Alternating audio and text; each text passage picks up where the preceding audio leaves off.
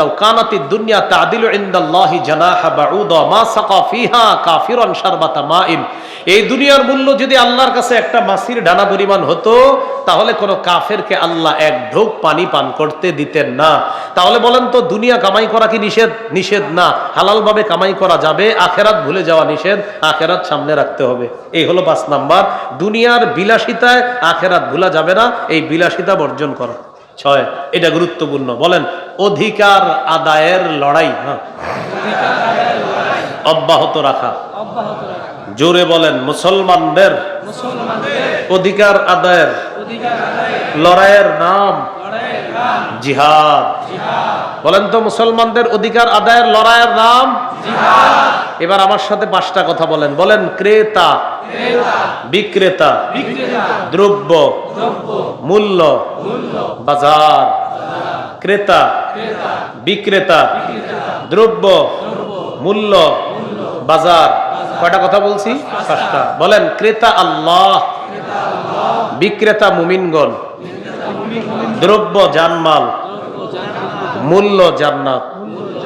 আবার ক্রেতা আল্লাহ, বিক্রেতা মুমিনগণ, দ্রব্য জানমাল, মূল্য জান্নাত। আল্লাহ তাআলা বলেন, ইন্নাল্লাহা আশতারা, আল্লাহ তাআলা ক্রয় করে নিয়েছেন। আল্লাহ হলেন ক্রেতা।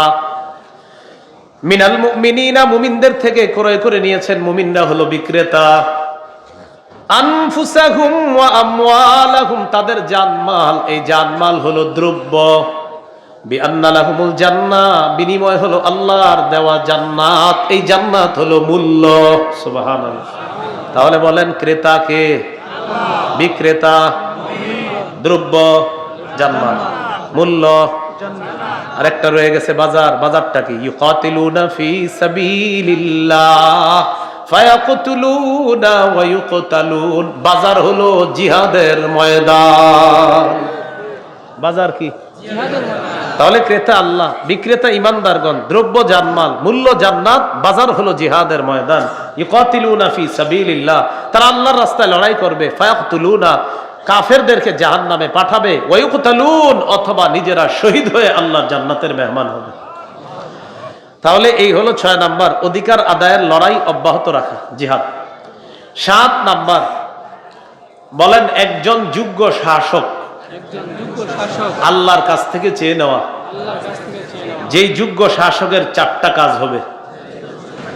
সূরা হজের 41 নম্বর আয়াতে আল্লাহ বলেন, আল্লাযীনা ইম্মাক্কান্নাহুম ফিল আরদি আকামুস সালাহ ওয়া আতাউয যাকাতা ওয়া আমারু বিল মা'রুফি ওয়া নাহাউ আনিল মুনকার।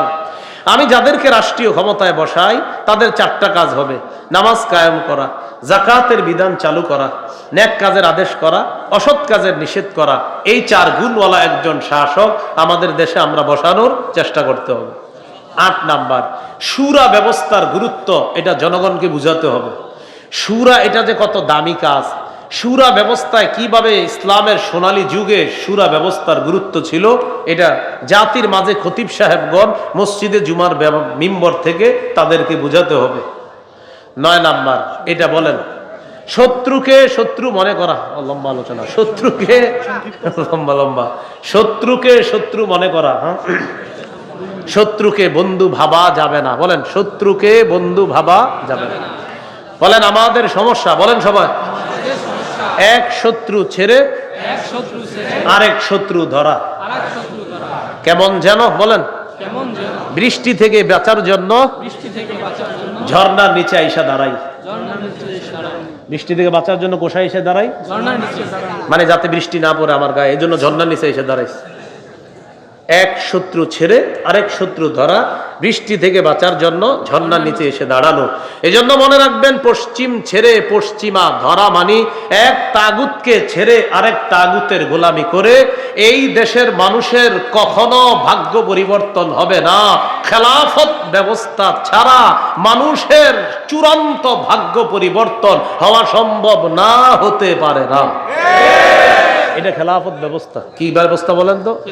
খেলাফত ব্যবস্থা। এটা মানেন আর না মানেন আপনি, খেলাফত ব্যবস্থা ছাড়া চূড়ান্ত সফলতা, শান্তি আসবে না। খেলাফত ব্যবস্থার জন্য 2 কাজ উলামায়ে কেরামের বাড়াতে হবে। 1 দাওয়াত, 2 জিহাদের মানসিকতা জাতিকে বুঝাতে হবে। এই 2 বিষয়। এরা দাওয়াত দেওয়া আর একটা জিহাদের বিষয় বোঝানো। এই জন্য খেলাফত ব্যবস্থা ছাড়া চূড়ান্ত শান্তি আসতে পারে না। সূরা মাইদা 51 নম্বর আয়াত, লা তাত্তাখিজুল ইয়াহুদা ওয়ান নাসারা আউলিয়া, ইহুদি খ্রিস্টানদেরকে অভিভাবক বানাবা না, তারা একে অপরের অভিভাবক, আমাদের অভিভাবক আল্লাহ। সূরা বাকারা 257 নম্বর আয়াত, আল্লাহু ওয়ালিয়্যুল্লাযীনা আমানু, ঈমানদারদের অভিভাবক আল্লাহ। সারা দুনিয়ার এই কথাটা এখন শুধু আফগানিস্তান বুঝতেছে যে তারা আসলেই আল্লাহকে অভিভাবক মনে করতেছে। কারা কারা 3 বছর আগে এদেরকে কেউ গণে নাই, এখন এরা কাউরে গণে না। 3 বছর আগে চিন্তা করছে অনেকে, তাদেরকে কি আমরা সমর্থন দিব কি দিব না। আফগানিস্তান এখন বলে তোমাদেরকে কি আমরা গণবো কি গণবো না, কারণ তারা অভিভাবক মানছে কাকে? আমার কষ্ট কোথায় জানেন? আমরা বুক ফুলায় বলি 90% মুসলমানের দেশ। যখন বাহির দেশে কেউ জিজ্ঞাসা করে, ভাই তাহলে তোমাদের দেশে হুকুম চলে কিভাবে, আইন চলে কিভাবে? নিশ্চিত আল্লাহর হুকুম চলে, কারণ 90% বেশি তোমরা মুসলমানের দেশ। তখন লজ্জায় বলতে হয় আমাদের দেশে এটাই সবচেয়ে কম চলে, কোরআন এবং হাদিস। যদি বলে তোমাদের দেশে আইন কানুন কেমনে চলে, রাষ্ট্র কেমনে চলে, সংসদ কেমনে চলে, তো বলতে হবে এখানে সবচেয়ে কম চলে কোরআন আর হাদিস। রাষ্ট্রে, সংসদে, সুপ্রিম কোর্ট, হাইকোর্ট, জজ কোর্ট ইত্যাদি এগুলোর মধ্যে। প্রিয় মুসলমান ভাইয়ারা, তো আবারও বলছি আমি, এক শত্রু ছেড়ে আরেক শত্রু, যেটা এটা অনেক কিছু বুঝাইছি। আজকে বালিশে মাথা লাগায় চিন্তা করবেন যে সামনের দিকে ভুল কি বারবার করবেন। এই ভুল করতে থাকবেন, মাথায় গোবর ঢুকতে থাকবে, আর বাড়ানিও খাইতে থাকবো আমরা। ভাগ্যের পরিবর্তন হবে না, এখন এই সুযোগ। এই জন্য এটা কিন্তু নাস্তিক টাইপের লোকেরা বুঝে ফেলছে যে হুজুররা এখনই একটা এক হওয়ার সুযোগ সামনে আছে, এরপরও কারা জানে মাঝে মাঝে আমাদেরকে এদিক সেদিক নিয়ে যায়। এটা আমরা বুঝতে পারতেছি না।